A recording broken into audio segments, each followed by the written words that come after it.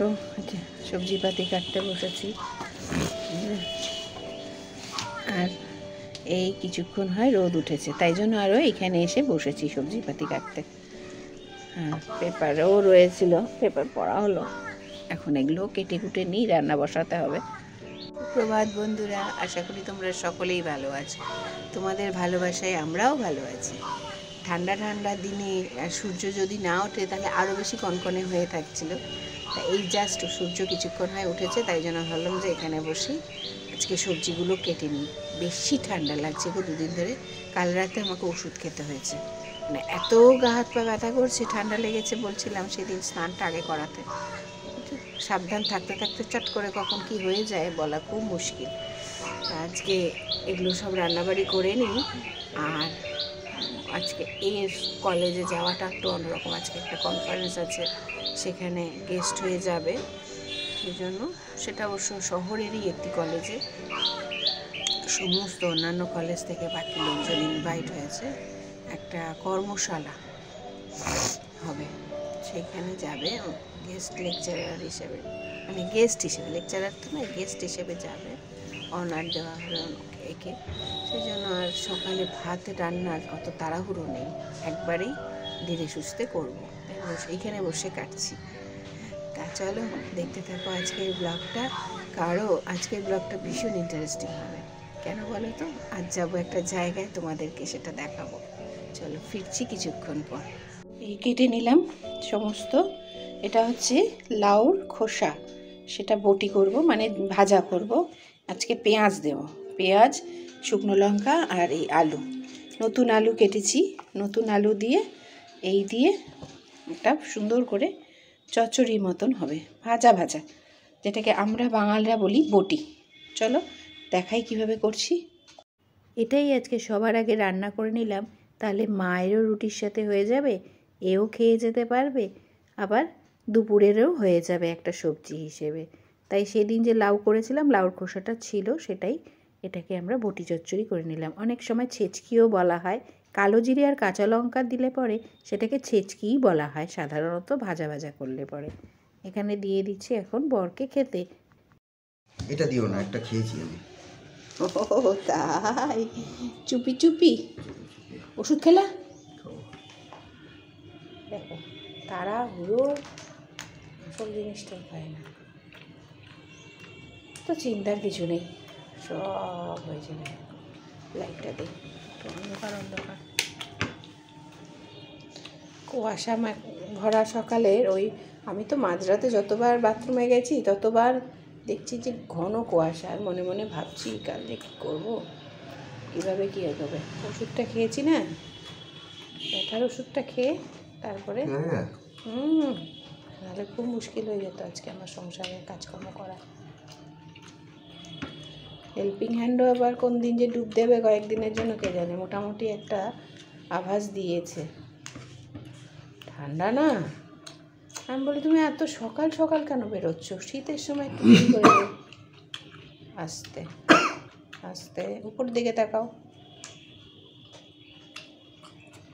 তখন বলছে যে না, ওই যে পরে একটা বাড়িতে যায় না আমাদের পরে, ওই ভদ্র মহিলা খুব বিরক্ত হয়।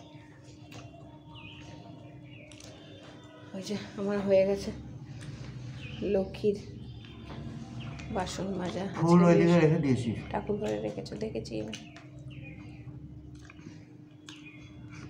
রান্নাঘর শেষ করি, তারপরে তোমার ফিরতে ফিরতে তো রাত আজকেও।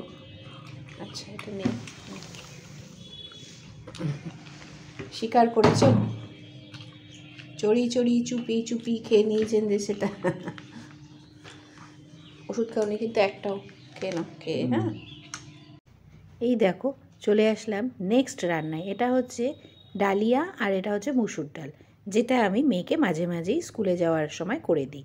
আজকে একটু রেসিপিটা শেয়ার করলাম, কারণ এটা পরে রান্না করব এটা বর মেয়ের জন্য। আজকে আমিও একটু টেস্ট করে দেখব যে আমি কেমন রান্না করি ওটা, সেই কারণে একসাথে করছি। আর সমস্ত সবজিপাতি কেটে নিলাম। এখন সমস্ত সবজি দিয়ে, শীতের যা যা সবজি হয় তোমার মনে হয় সেটা দিয়ে করি। আমি খুব সামান্য তেল দিয়ে এটা করি, আর সাদা তেল দিয়ে করি।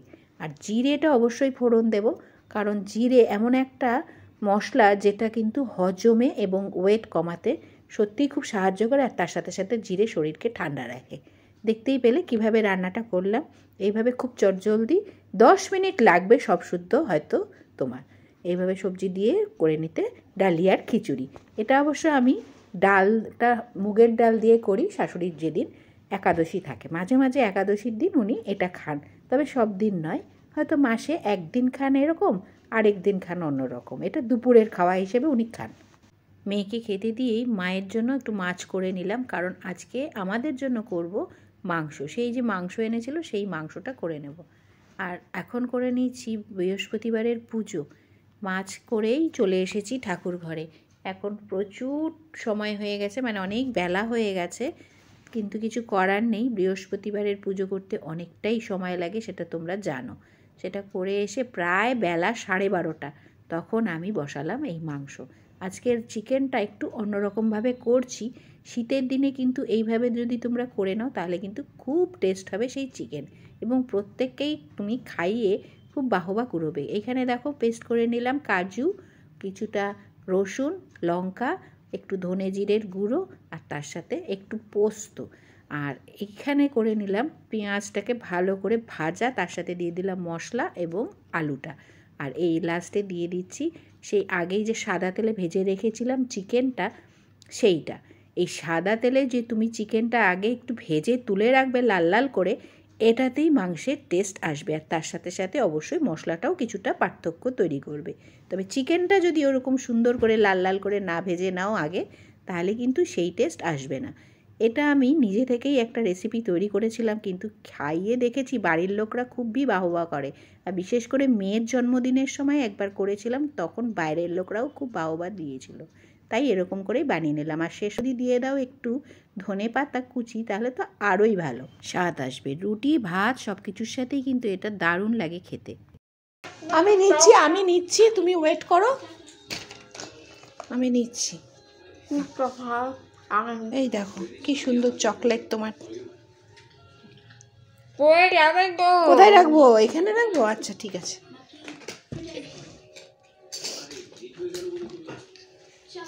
দাও। ভালো হয়েছে?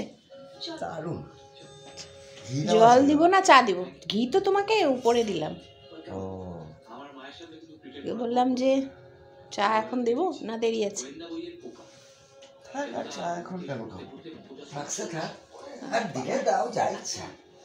এই বাবা দুরকম কথা বলবা না তো, সব সময় খাওয়া নিয়েও দুরকম। তোমার যেটা ভালো লাগে দাও। চলে এসেছি দেখো বইমেলা, মালদা মার্চেন্ট অফ কমার্স। দুদিন আগেই ঠিক করেছি যে আজকে বইমেলায় আসব। চলে আসলাম মালদার 35তম বইমেলায়। আর যেটা আমার খুব ফেভারিট জায়গা, সেখানে এসে এই অসুস্থ মানুষটাকে অন্য কোনো কারণে তোমাদের দেখাচ্ছি না, দেখাচ্ছি এই কারণেই যে এই অবস্থাতেও বই ওনাকে ঠিক বইমেলায় টেনে নিয়ে এসছে। আর পাশার যারা ছিলেন তাদের দেখে মনে হলো এরা কেউই শহরের না, হয়তো বা একটু দূরে কোথাও থাকেন। ব্যাগটা দেখে আমার যেটুকু মনে হলো। তারপরেই চলে আসলাম মালদা বইমেলার সবথেকে বিখ্যাত একটি জায়গা, সেটা হচ্ছে কর্নার সেন্টার। সেখানে এসে থই হারিয়ে ফেলেছি, কোন দিক থেকে যে দেখা শুরু করব। আর ইনি নিজের স্কুলের অ্যাডের কাগজটা নেওয়ার জন্য ব্যতিব্যস্ত হয়ে উঠেছেন। তাকে সাথে করে ওর বাবাকে এক জায়গায় দাঁড়াতে বলে আমি শুরু করলাম স্টলগুলো ঘোরা। আর এই দেখো, এই দৃশ্য চোখে পড়তেই আমি একটু অবাক হয়ে গেলাম যে বইমেলায় এই বাইকের কেন অ্যাড? জানি না, মেলাতে পারলাম না। যদি তোমরা মেলাতে পারো অবশ্যই জানিও। এরপরেই পশ্চিমবঙ্গ সরকারের যত রকমের ভাতা আছে সেটাকে শো করা হয়েছে এই পুতুলের গায়ে সেটে সেটে। আর সত্যি কথা বলতে এটা আমারও অনেক কিছুই জানার ছিল না, কাজে লেগেছে আমার পক্ষেও। যাই হোক, তোমাদেরও যদি ভালো লাগে পজ করে দেখে নিও কী কী ভাতা আমাদের এই সরকার দিয়ে থাকেন। তারপরে চলে আসলাম একটা স্টলে, যেখানে এই মুরগিগুলোকে দেখে আমার মেয়ে তো অবাক। এটা টার্কি মুরগি, আর ওপরে অবশ্য আমরা যেটা খাই সেই হেনই ছিল। উনি কি বলছেন শোনো। খুব ভালো আছে, যেমন হাই অ্যান্টিঅক্সিডেন্ট, হাই ফাইবার। এটার নাম হচ্ছে পাকচুই। আর এটা কোথায় তৈরি হচ্ছে বলেন? ওল্ড মালদা। মোমোর সুপের মধ্যে কোনো টেস্ট নেই, এটা দিয়ে যদি শুরু করে যায় হেভি টেস্ট। এই ফুলকপিগুলো চাষ হচ্ছে কোথায় বলতে পারবেন? সব ওর মালদা। এই জিনিসটা প্রথম দেখলাম। যেমন করে আর পাতা সবজি চাষ করা হয় তেমনই হয়। 40 টাকা পিস। মানে রাসায়নিক সারটা যেমন দিচ্ছে 30 টাকা পিস। রাসায়নিক সার দিয়ে যেমন হচ্ছে এটা রাসায়নিক সার। এটা তো ইউজুয়াল যেমন বেগুন হয় সেটাই। জৈব সার যদি আপনি হাত ফার্মে হচ্ছে না, এগুলো কি অনেক টেস্ট বেশি। বিঘা বিঘা জমিতে হচ্ছে। এটা স্যালাড হিসেবে খায়। এমনি নরমাল ক্যাবেজ কি হয়? নরমাল ক্যাবেজ রান্না করে খান। এটাতে অর্গানিক। এটাতে জল দিতে হবে না। এটা প্রচুর পরিমাণে জল আছে। পাকচই যে অর্গানিক সবজিটা সেটা ওখান থেকে কিনে নিয়ে বেরিয়ে আসলাম। এখানে পেরিয়ে আসতেই ইজোকার ওকে ডেকে নিয়ে বলছে একটু সেলফি তুলে নাও। আমাকে বলছে আপনিও তুলে দিন তো। আর উনিও ওর সাথে হ্যান্ডশেক করার পর আমি ওনার হাতে সামান্য কিছু একটু গুজে দিলাম। নিতে চাইছিলেন না যদিও। আসলে এত ঠান্ডায় উনি আমাদেরকেও তো আনন্দ দান করার জন্যই দাঁড়িয়ে রয়েছেন ঘন্টার পর ঘন্টা, সেই জন্য। আর এই জায়গাটা আমার বইমেলার বেশ ভালো লেগেছে। এখানে লাইভ কনসার্ট হচ্ছে। যত লোকাল শিল্পীরা রয়েছে তারা প্রত্যেক দিন বিকেলবেলা থেকে এই ব্যালকনিতে প্রোগ্রামগুলো করে থাকেন। এরপর আসবো মেলার সব থেকে সুন্দর একটি জায়গায়, সেটা হচ্ছে এই স্টলটা। প্রত্যেকবারের মতন এইটা আমার কাছে একটা বিশাল আকর্ষণ। সেটা হচ্ছে এখানে যত স্কুল আছে এখানকার বেশিরভাগ স্কুলের বাচ্চারাই বিভিন্ন রকমের সুন্দর সুন্দর প্রজেক্ট তৈরি করে এখানে রিপ্লেস করে। আর আমার এই শো পিসগুলো দেখতে এতটা ভালো লাগে।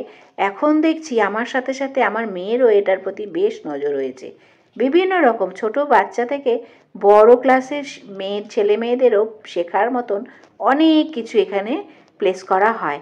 আর দেখো তোমরা নিজেরাও দেখে বুঝতে পারছো যে কত সুন্দরভাবে এই প্রজেক্টগুলো ওরা করেছে।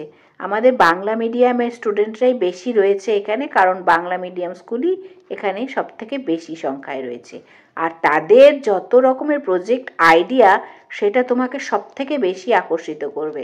বলে না মিডিয়াম কোনো কাজ নয়, আসল হচ্ছে নিজেকে শিখতে হবে। দেখো এখানে সোলার সিস্টেমটাও দেখালো। তার সাথে সাথে এইটা আমার খুব ভালো লেগেছে, কারণ এটা এই মুহূর্তে আমার মেয়ের খুব বুঝতে সুবিধা হলো। সে নিজেই আমাকে বলছে মাম্মা এটার একটা ছবি তুলে রাখো। তারপরে এই জিনিসটা আমি খুব মজা পেয়েছি। ঘুরিয়ে ঘুরিয়ে টুডে, ইয়েস্টারডে আর টুমরো এই তিনটে জিনিসের খুব সুন্দর করে একটা প্রজেক্ট তৈরি করেছে। এই কনসেপ্টটা বেশ ভালো। আমাকে বলছে এটা আমি স্কুলে যদি দেয় আমি করতে পারবো। এরপরেই মেলার যে বিশেষ আকর্ষণ সেটা হচ্ছে হজমিগুলি আচারের স্টল। সেইখান থেকে একটু হজমিগুলি কিনে নিলাম, যেটা আমার বরের ভীষণ পছন্দ। তারপরেই চলে আসলাম মেয়ের পছন্দের জিনিস একটা কিনতে।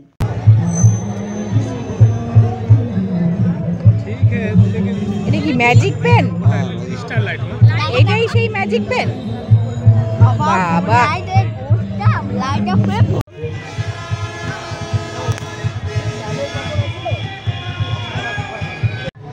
সে যে মেলায় আসা হোক, মেলা পাঁপড় ভাজা ছাড়া কি কমপ্লিট হয়?